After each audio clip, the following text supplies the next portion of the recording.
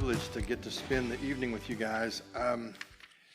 At the risk of sounding like what I am, the oldest guy in the room, I like being here and watching what you guys do when you worship, because it's a fascinating thing to watch the presence of the Spirit of Christ that is in you, that you bring into this place, and it becomes something together that is really extraordinary.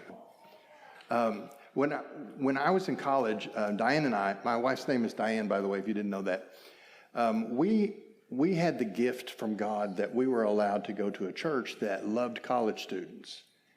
And we went to a little church that only had about 300 people, but about 150 of those people were college students. And we had a pastor that loved college students, and he taught us a lot about the Christian life and about how to walk with the Lord. And then when we moved to Texas so that I could work on my master's degree and later on my PhD, we were a part of a great church that had a Sunday school class that we were in. And in that Sunday school class, I learned more about community than probably any place I'd ever been in my life. And that's where I began to understand that the Christian life was not a solo endeavor. It's not just me and Jesus against the world, but it really is a group project. It's something that we do in community. And what the enemy does is he tries to get us to be very American and be real individualistic. And I don't need anybody. I don't need other people. And the fact of the matter is, you can't live this life that we talk about so much around this place if you do it on your own. It has to be in community. When I was in my late 20s, I went and began to pastor my first church. I'd finished all my classroom work, and I was working on my doctoral dissertation. And I went to pastor a church, and it was a little First Baptist church in a county seat town out in West Texas. And I remember there was a lady in our church that would write. She was a freelance writer. And she had articles published in the newspaper all the time, the Wichita Falls Tribune, I think it was called. And she had an article published one time that was about the brands, like, you burn into the rump of a cow, the brands of Throckmorton County. I was the pastor of First Baptist Church Throckmorton, and she had done all this research in the courthouse, in the dusty records from decades back. And she wrote this article and basically wrote the history of our county from telling the backstory of all the brands of the different ranches that were in that county. And it was fascinating because I'd never thought about it much, but brands have something to do with either a personal symbol or sometimes it's the initials of a family name or some significant something that identifies a particular family that owns a particular ranch. But regardless of what the brand was, regardless of what family it represented, all the brands functioned in essentially the same way. A brand on a cow is there to identify who that cow belongs to. And it dawned on me at that church when I was reading that article, it was like the Lord said, the name Christian is like a brand. It's supposed to identify who owns you. The problem is there are too many people in our generation that wear the brand, they carry the name Christian, but they don't exhibit any of the marks, any of the expected characteristics that we think should be associated with that name. And so that was the first time that I began to look and see what those marks were. And I ran across a passage that has been one of my favorite passages. It's really kind of an odd passage to be your favorite. You ask people what their favorite passages are, and they're usually some glowing, prophetic something or one of the great Psalms that everybody knows. This passage has meant a lot to me over the years, and that's what I want to share with you tonight. Open your Bibles to the 3rd chapter of Mark. Mark is the shortest of the 4 Gospels. Mark represents really, we could call it Peter's Gospel. Mark is the one who wrote it. but we believe that Mark's gospel is really Peter's version of things. And Mark has he records in the 3rd chapter what was certainly a truly significant moment for that group of men who eventually began to be called the 12. And it was the day that Jesus called them to follow him in an extraordinary way. Now, they had already loosely attached themselves to him. They had already asked him, who he was, and they had heard him teach, and he had already started to do some things in his public ministry. But he hadn't really sealed the deal that these guys were not going to just step in and step out. They weren't just going to hear Jesus teach when he was local. They weren't going to just, get bits and pieces here and there. It was time to finalize that they were going to be all in, and they were going to leave behind everything that they had been previously committed to, and they were going to be disciples. They were going to be followers of Jesus. And in the 3rd chapter of Mark, we have Mark telling us essentially Peter's remembrance of that day. So let me read these verses, and then I just want to break it down for you, because I think there's some incredible things here that we can learn about what it means to wear the name of Christ, to be a Christian, to be branded by the one who owns us. In Mark chapter 3, beginning in verse 13, speaking about Jesus, it says, "And he went up on the mountain and summoned those whom he himself wanted, and they came to him. And he appointed 12 so that they would be with him, and that he could send them out to preach and to have authority to cast out the demons.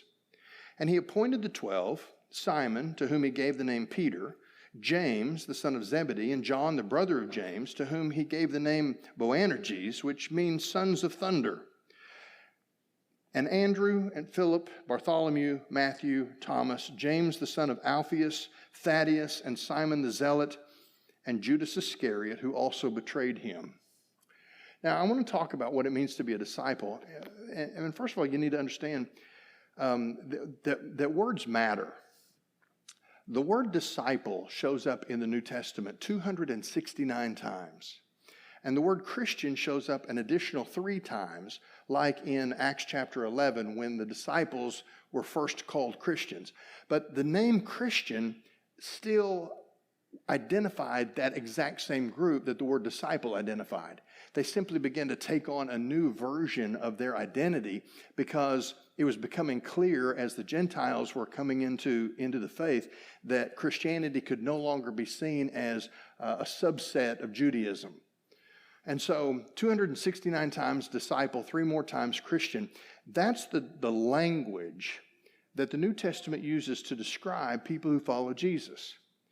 Somewhere along the way in the 20th century, we exchanged the word disciple or follower, and we started to use the word member.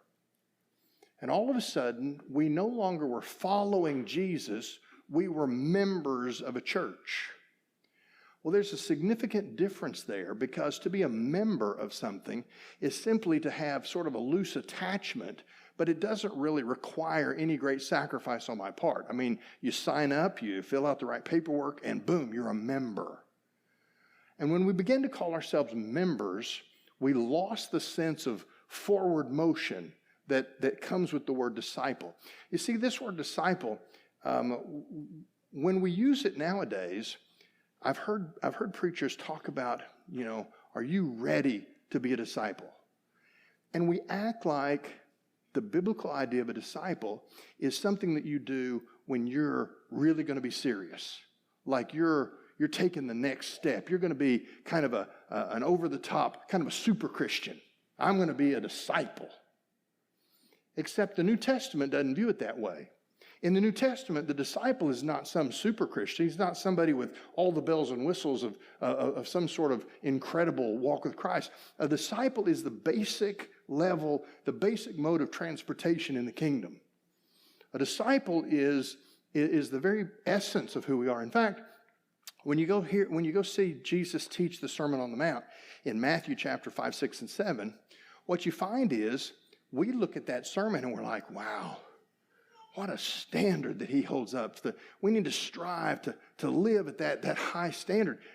But what you need to understand is Jesus was saying, no, this is what the normal follower looks like. This is what the life of a disciple looks like. But we've so lost that sense of determination to be like Jesus that we've turned what the New Testament views as basic discipleship, we've turned that into something that only a select few ever live up to. And we've watered it down so that now we're just members. Well, what are you a member of? Well, I go to this church. It's on 111th Street. It's called Evergreen. If you just go to a church, if you're just a member of a church, then you need to understand that you're not even living up to the basic approach of what Jesus teaches in the New Testament when he says, I want you to deny yourself, I want you to take up your cross, and I want you to follow me. So in this passage, what we have is we have Jesus calling a group of 12 men to be disciples. Now, it says in some versions that he was calling them to be apostles. Now, we'll talk about that in just a minute.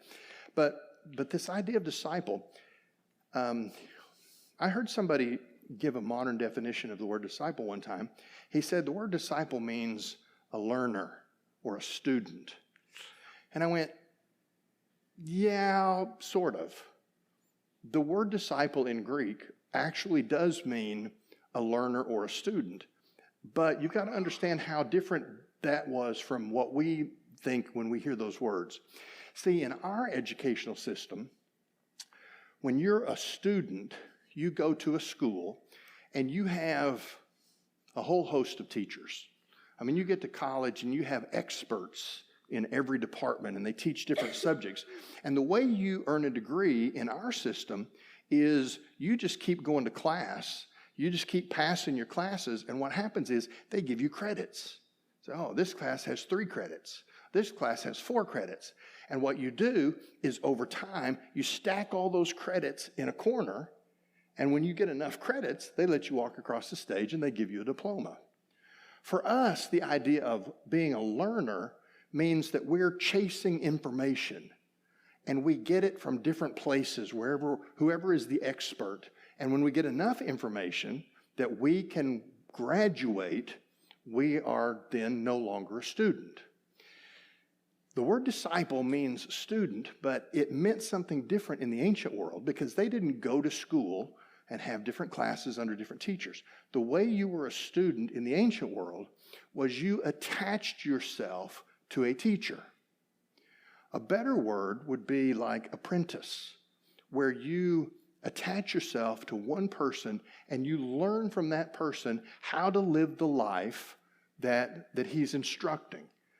And so the word does mean student, but it doesn't mean somebody who collects information. It means somebody who's attached to a teacher.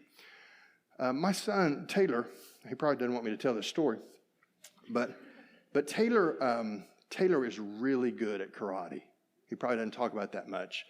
He grew up in doing karate, and we did karate together for a number of years, and he's got medals that he'll never show you and championships and things like that. But one of the things that I learned in karate, and I wish I could remember the word because I've lost it. I need to go back and try and track it down one of these days. There is a word in Japanese that is an important word within the discipline of karate. And the word literally means sharing shadows. And it's a word that's applied to the way you learn karate, because you don't learn karate by studying a book or going to a class and learning from different people. You learn karate because you attach yourself to a sensei, to a master, and he teaches you, and you learn karate by doing exactly what he does. He teaches you katas, which are different sets of moves. I mean, if you've never seen anything with karate, you probably know wax on and wax off, you know. Those are moves, but you learn those because the master does them and you imitate them and you do exactly what he did. And this word in Japanese is the philosophy of following a master until you can become the master, because it means you follow what he does so closely that it's like when the sun shines down, there's a single shadow. You follow him so closely that you share shadows. The word disciple in the New Testament has that kind of connotation to it. We don't become a member of a church. We follow Jesus, but we follow him in a way that he lives the life, he puts it on display, and we match that. We imitate that, and we walk as closely as we can to him. Because what we want to do is we want to experience the life that he's teaching us, and we can only do that by sharing in the way that he lives the life. Now, here's the thing that you need to see. The first point of this lesson is that you, as a disciple, an authentic disciple is chosen by Jesus. Okay? Look at this first verse that we read, verse 13. It says, he went up on the mountain and summoned those whom he himself wanted, and they came to him. Now, the parallel story of this event is in the Gospel of Luke. And in Luke tells us that Jesus actually went up on the mountain and he prayed all night long. In other words, Jesus didn't just pick followers willy-nilly. He went into the Father's presence, and he came out of the Father's presence after praying all night, and he called 12 men, and he said, I want you to follow me. And I love this verse 13 because it says that he summoned them, and they came. In other words, there has to be a moment in the life of a Christian when you have a sense that Jesus issued a call. He summoned you. He said, I want you to follow me. I'm not talking to the people behind you. I'm not talking to the people beside you or the people in front of you. I'm talking to you. I want you to follow me. And there has to be a moment in your spiritual life where you can say, I came to him.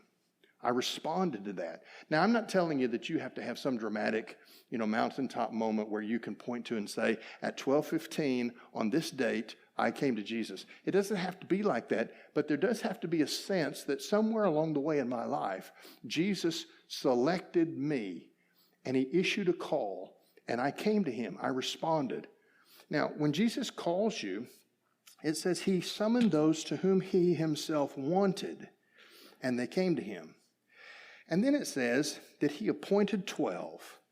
Now, we could talk about that. That's really got some symbolism because of the 12 tribes of Israel. Jesus was basically setting up Christianity. They couldn't imagine where this was all going to go. I mean, they're right at the very beginning of this. They have no idea that the cross is coming. They have no idea that they're going to see him transfigured, that they're going to watch him ascend into heaven. They have no idea that there's a Holy Spirit that's going to come and take up residence in their life. They don't know any of that. That's all still to unfold. But he said, I'm going to appoint 12 because I'm setting up something that's going to last the rest of human history. Now, he's chosen them. And it's important at some place in your testimony where you have the sense that you've been chosen. But the next part of this, and this is the part I really like, is that as they come to Jesus, he chooses them specifically for the purpose of sending them out. Now, in this point, it says he appointed 12, and he gives them 3 job assignments. Okay? Look at this. The first one, it says, he appointed 12 so that they would be with him. Now, it's easy to kind of look past that because we want to get on to the next part because he's going to say, and then I'm going to send you out to preach, and then I'm going to give you authority to cast out demons. And we want to talk about that. I mean, we want to talk about preaching and the gospel. We want to talk about casting out demons. But there is a first step that we blaze right past a lot of times. Jesus said, here's the first thing. I want you to be with me. Now, there's lots of ways Jesus could have prepared them for what was coming. I mean, he could have taken them to Rome, where they could have done some study on political systems and the way to influence political decisions in the ancient world. I mean, he could have taken them to Jerusalem and put them under the rabbinic teaching of the experts in the law there. And he could have said, I want you to get all the content of the Old Testament. He could have given them a seminar in the cultural issues of the Galilean peninsula. I mean, he could have done a lot of things. But he didn't do that. He said, I want you to be with me. I had a lady in a church one time who came to me, and she said, Pastor, I really, and she was honest. She goes, I really don't like the way you lead this church. Well, that'll make your day, right? She goes, you talk a lot about reading the Bible, about spending time in prayer, about being with Jesus. She goes, I want to do something. I want to make a difference in this world.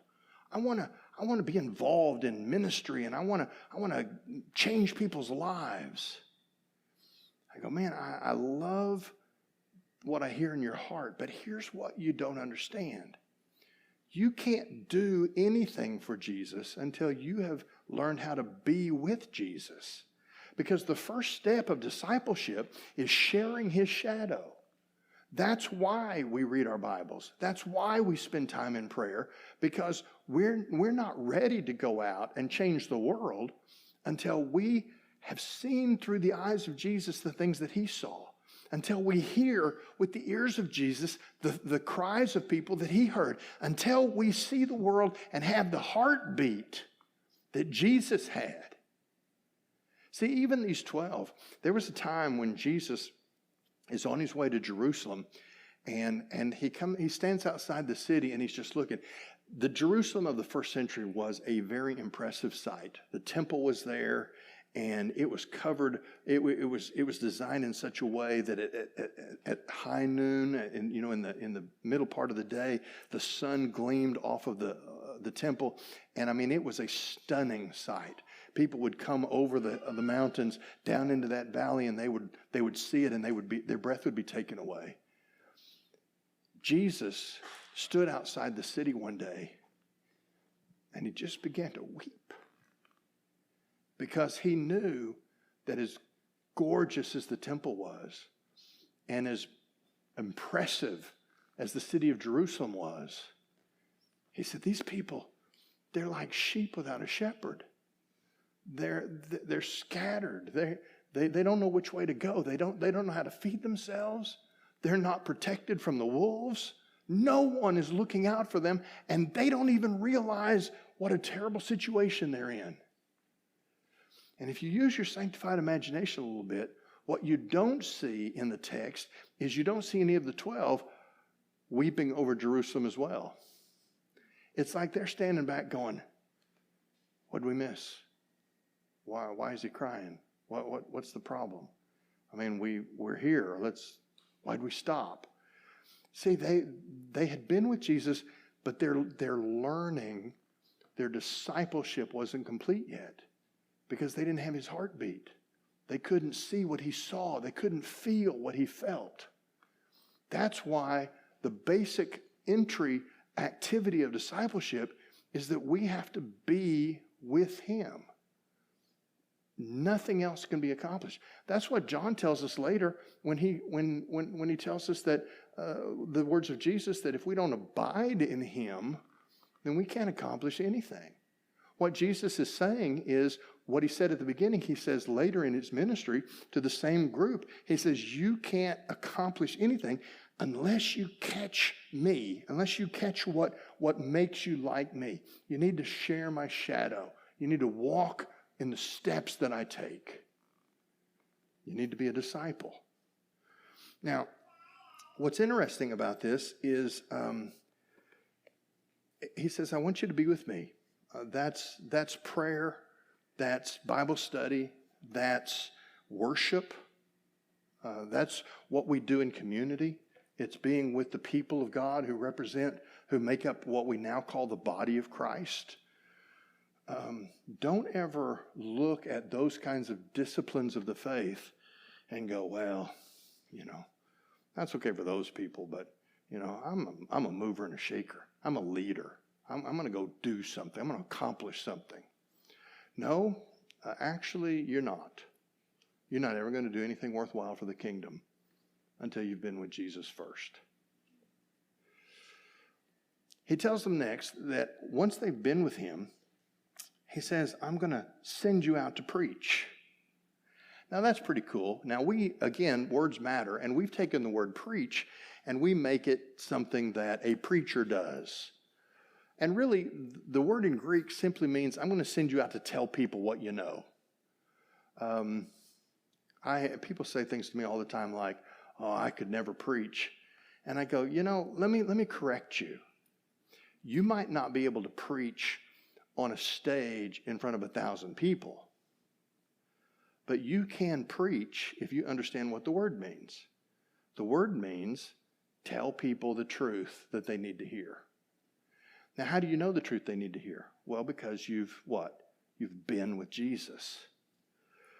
In the 1940s, there was a centennial celebration. I think it was 1947. All of the Bell, today is AT&T. It used to be Southwestern Bell and Northwestern Bell and all that. They were named after Alexander Graham Bell, who invented communications, basically. And the centennial celebration in 1947 of his original invention, the motto was Alexander Bell, he gave the world a new voice. Now, there's one thing about Americans. We are good at advertising mottos. I mean, that's actually a pretty good one. He gave the world a new voice. But what we need to understand, and Christians fall into this trap sometimes because we get caught up in technology and we want to do flashy things and we want to do media presentations and we want to do all this stuff because we're giving the world a new voice. The world doesn't need a new voice. The world needs a new word. They need a new message. And we're the ones, because we've been with Jesus, we're the ones that now have the message to share with people that they actually need to hear so that they can figure out how to live the life that they're being invited to live. And so Jesus said, once you've been with me, once you've learned what it is to be like me, then I'm going to send you out. And you're going to represent me as you go out. And he's going to tell them at the very end before he is ascended, he gives them the Great Commission. And remember what he says there? He says, I want you to go into all the world, and I want you to make disciples. In other words, you've been with me. Now I'm sending you out to tell people the truth. And as they attach themselves to you, they're going to learn how to be like me. The Apostle Paul, in 3 different places in his letters, said to different churches, imitate me. Now, people look at that and they go, oh, Paul's a little full of himself. But he wasn't. He's not saying, I've got it all figured out, so just follow me. He's saying, I'm going to follow Jesus so closely that you're not even going to be able to see 2 shadows. I'm going to be sharing his shadow. So if you have confidence that I'm following him, you just follow me. You just do what I do. Discipleship is not complicated. It's not scary. It's simply following Jesus and then having somebody come alongside and you showing them how you follow Jesus until they learn how to do the same things that you're doing. Okay? So he says, I want you to be with me, and then I'm going to send you out to preach, to tell other people what you've learned from being with me. And then he says this, and this throws us for a loop because we don't know what to make of this. He says, and then I'm going to give you authority to cast out the demons. Again, words matter. In our generation, because of the whole horror genre of movies, we think we know about demons. We have all of these ideas, and it's very interesting because when I talk to people about demons, they go, oh, I want to talk to you about spiritual warfare. I want to talk to you about demons. And it doesn't take me very many questions before I get to the place where I can show them that what you think about demons comes from Hollywood more than it comes from the scriptures. Okay? Now, demons are real. Don't get me wrong. Don't hear me say that they're not. Demons are real. But we have this idea that casting out demons is like an exorcist movie.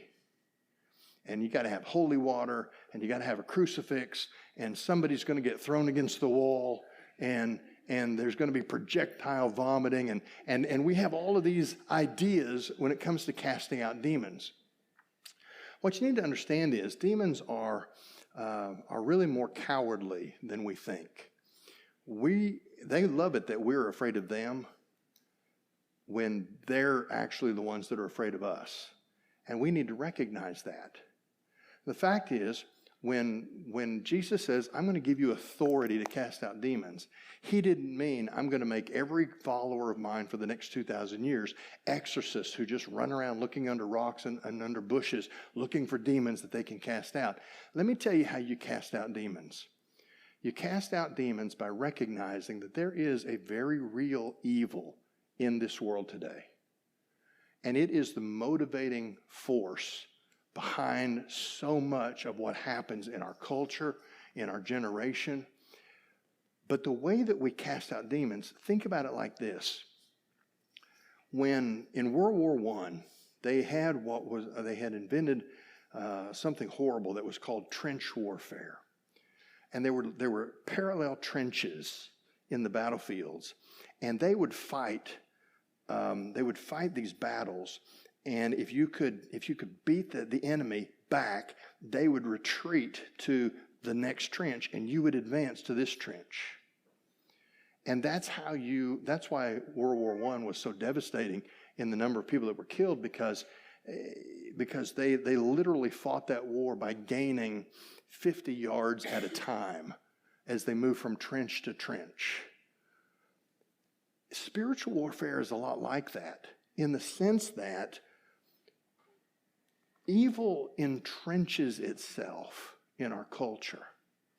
And every time that we put Christ on display, every time we speak the truth, every time we witness to somebody, every time we have an act of kindness, every time we do something that goes against the powers that have dominated human history, every time we push back, we advance the kingdom. And when the kingdom of God advances, the kingdom of Satan retreats. How do we cast out demons? Well, you lead somebody to Christ. You take them out of the kingdom of darkness and you introduce them to the kingdom of light. You act in a way that people go, wait a minute, that's not normal. That's not what anybody else does. How are you like that? He said, I'm going to give you authority to literally change the course of human history. You're going to be with me. You're going to learn what it means to walk with me. Then you're going to have the calling to go tell people the truth. And as you tell people the truth, and as they attach themselves and become disciples, and you show them how to follow me, you're going to have my authority to advance to the next trench and push back the enemy. You see, in Matthew chapter 16, Jesus says about the church, he introduces the church to the disciples, and he says that he's going to establish this thing called the church. Now, the disciples don't really know at that point all about what the church is going to be. But he says something interesting. He says, and the gates of hell will not withstand the church. Now, in our generation, there are a lot of pastors in a lot of churches who have this bunker mentality. And it's like Satan has all the power out there. So we gather ourselves in our churches and we slam the door shut and we bunker ourselves. This is where we're safe from the enemy. But the New Testament has a very different idea. The church is not on defensive mode. The church is on offensive mode. Gates are not an offensive weapon of war. I mean, nobody ever, I watch war movies. I love war movies. I've seen just about every good war movie that's ever been made. And never once have I seen somebody go, all right, boys, here we go. Grab the gates. We're going to take the next trench. No, you don't take the gates with you. When he says the gates of hell will not prevail against the church, he means the church is advancing until the day that they are locked behind the gates of hell. And even that won't keep us from victory. See, we gotta capture this. We've been with Jesus. We are being with Jesus. He gives us the charge to go tell people the truth, to proclaim what it means to follow Jesus. And then he gives us authority to change the world by driving the darkness back to the gates of hell. And even then, those gates can't withstand the advance of the church. Now look at this. it says in verses 16 through 19, that's the rest of this passage. It's just the names of these disciples. Let me read them again. He appointed the 12, Simon, to whom he gave the name Peter. Now, that's interesting because Peter means rock, and Jesus did what they often did in the Old Testament was that when God made use of somebody, he would often give them a new name to symbolize their usefulness going forward. He appointed the 12, Simon, to whom he gave the name Peter, James, the son of Zebedee, and John, the brother of James. To them he gave the name Boanerges, which means sons of thunder. They were apparently, these two brothers, they were rough and tumble, man. The sons of thunder. There's a family in our church, and they have a son named Thunder. I met Thunder when he was a toddler. And man, that was a self-fulfilling prophecy. I mean, who names their kid Thunder? Jesus called them sons of thunder. I think probably it was a term of affection because they were they were all in to anything that happened. They wanted to be right in the middle of it. It says, Andrew, Philip, Bartholomew, Matthew, Thomas, James, the son of Alphaeus, Thaddeus, and Simon the Zealot. Simon the Zealots were a political party. They were all about killing Romans. But here we now have a Simon whose zealotry is enlightened by something else. And then there's this mysterious motivation of one, Judas Iscariot, who also betrayed him. Now here's the thing about this list of 12. These are extraordinarily ordinary people. I mean, they're fishermen. Matthew's a tax collector. 11 of them are Judeans. One of them is, 11 of them are Galileans. One of them is a Judean.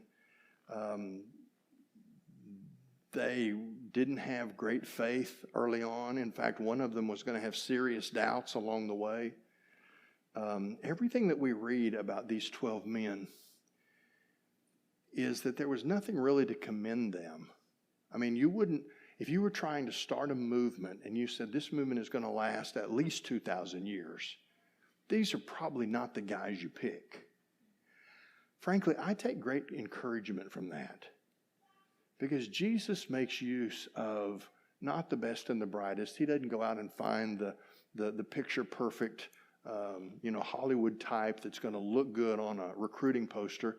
He just found 12 guys, and turns out he was only going to keep 11 of them. But he said, these are men who will follow me, and they'll be all in. You don't have to be incredibly talented to be used by Jesus. You just have to be all in following him. Now, here's the other thing about this list. I love that their names are listed here. Because this movement that we call Christianity was going to come to the place where it was really dangerous to be a part of it, to be associated with it. In fact, in our generation, the people that I have the least amount of respect for are the people that stay out on the fringe edges of the faith because they don't want anybody to be offended. They don't want to do anything that might get them into trouble. They don't want to upset anybody. Listen, you got to remember, these 12 guys, it was impossible for them to disassociate themselves, to distance themselves from Jesus, because they had put their names on the dotted line. You know what this reminds me of? It reminds me of the Declaration of Independence. That document that is so crucial to the founding of this nation. Everybody loves those glowing words. We believe these truths to be self-evident, that all men are created equal, and it talks about our unalienable rights, and it's got this real poetic flow to that prose. But you want to know the most significant part of the Declaration of Independence? It's not the prose all the way through that has such lofty ambition. It's the signatures of 56 men who put their names on the bottom of that page, knowing that if they didn't win this war, that they were going to hang, because the king had exact knowledge of who the instigators were. In fact, it says at the end of that document that these men that have signed this document, they have pledged their lives, what does it say? Do you remember? Their lives, their fortunes, and their sacred honor. In other words, they were all in. One of the men said, we will either hang together in this or we will hang separately. You see, Christianity is community. And there is something required of us, and that is to be so all in that we identify with Christ come hell or high water. We put our names on the dotted line and we say, this is me. I'm here. I'm in. When Peter told Mark to write down these 12 names, the church was already being persecuted. When Mark wrote this gospel, Jesus is already in heaven. The church in Acts was already unfolding. Mark was looking back to give the church a document that would help instruct new believers the things that Jesus had taught the original group of 12. But he said, put the names down. Doesn't matter about persecution. Doesn't matter if they come for us. We're all in, even if that means our lives, our fortunes, and our sacred honor. So here's what it comes to. Discipleship is not something that we dabble in. It's not something that we do when we don't have anything else to do. Discipleship is when we make the commitment because Jesus summoned us and we came to him. And he said, here's what I want you to do. I want you to be with me. Then I want you to go out and preach. Tell people the truth. And then I want you to have authority to change the world in my name. And I want you to be so all in that you don't care who knows it. You wear the name Christian, and it's not a casual nickname. It is a brand of who owns you. Let me tell you one more story, and then we'll be finished. Probably the greatest general in history was Alexander the Great. And Alexander the Great actually died when he was about 33 or 34 years of age. But he marched his armies off the map of the known world in his day, and nobody ever defeated him. One of the things, though, that he had intense loyalty from his soldiers, but he also had something that instilled a little bit of fear. And that was, if you abandoned your brothers in battle, I mean, if you ran away, if you tried to go AWOL, he was ruthless. I mean, that was a capital offense. He would have your head chopped off because there was the one thing that he couldn't abide was somebody expressing a cowardice in the middle of the army, because he understood that cowardice is infectious. It infects the other brothers, the other soldiers when they see you run away. There's a legendary story about a young man, a young man, who had probably run away to join Alexander's army, but overwhelmed by his first battle, it was more than he could take. And so in the middle of the night, he tried to slip away and run away. And he was caught by the guards on the outskirts of the camp. And he was brought in handcuffs into the tent of Alexander the Great, who everyone fully expected to issue instructions that this AWOL soldier be taken out and executed. But there was something about him. He was young, he was trembling in fear, and for some reason, Alexander on that particular night took pity. Maybe it was because he was so young, maybe it was just clearly in over his head, and instead of ordering his execution, he just began to talk to him. Where are you from? Who's your father? When did you come here? When did you arrive? Tell me about your experience in the battle today that made you so afraid. And as he talked, the tension in the room, in the tent, just sort of melted away. The guards relaxed, and the boy that had been trembling kind of relaxed, because Alexander was clearly not as intimidating as they all expected him to be. And just as that conversation was coming to a close and it looked like the boy was going to survive the night, Alexander said, "By the way, what is your name?" And with obvious pride, the boy kind of made himself erect and he said, "My name is Alexander, sir." And as the legend is told, Alexander the Great got a steely look in his eye, and his jaw set, and you could feel as the guards went rigid, the tension level in the room began to rise, and the boy began to melt. He didn't know what had happened, but everything was different. And it was because he told him that his name was Alexander. And with his teeth almost clenched, that great general got real close to that boy's face. And he said, "Let me tell you this, boy. From this moment forward, you do one of two things. You either change your name or you change your ways."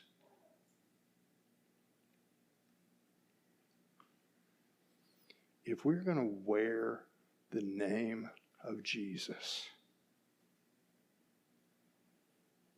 the challenge for us is to let the Holy Spirit examine our lives and make the decision that we're either going to change our name or we're going to change our ways.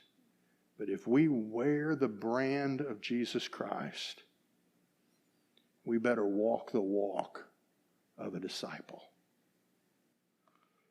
He called them apostles. Some translations have in this passage apostle. They weren't apostles yet. They were just disciples. But Jesus always sees us not as we are, but as he intends for us to be. So when Peter was talking to Mark and he said, we weren't apostles yet. We hadn't been sent out. We weren't representatives of Jesus yet. But he called us by that term because he saw what we were going to become as we followed him. Don't let the enemy tell you all of your shortcomings that will keep you from being great in the kingdom. Because I promise you this, that Jesus who summoned you, who is teaching you, who gives you the truth to preach, who gives you the authority to change the world, that Jesus doesn't see you as you are. He sees you as he's making you to be. Live who you really are in the eyes of Jesus. That's the goal of a disciple.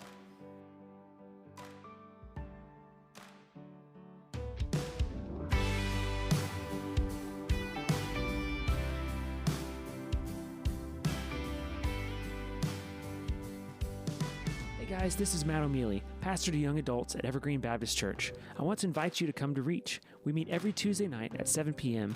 at Evergreen in South Tulsa, just east of Mingo on 111th Street. The mission of Reach Tulsa is to cultivate a young adult community that is defined by real transformation and the sincere pursuit of a godly life through training in biblical disciplines, personal development, and intentionally transitioning into independence as mature members of the body of Christ. If you enjoyed this episode, please be sure to like and subscribe to our content. We are available on YouTube, Spotify, Apple Podcasts, and wherever you find your favorite podcasts. Reach Young Adult Ministry is a part of Evergreen Church in Tulsa, Oklahoma. For more information and additional lessons, please visit our website, evergreenbc.org.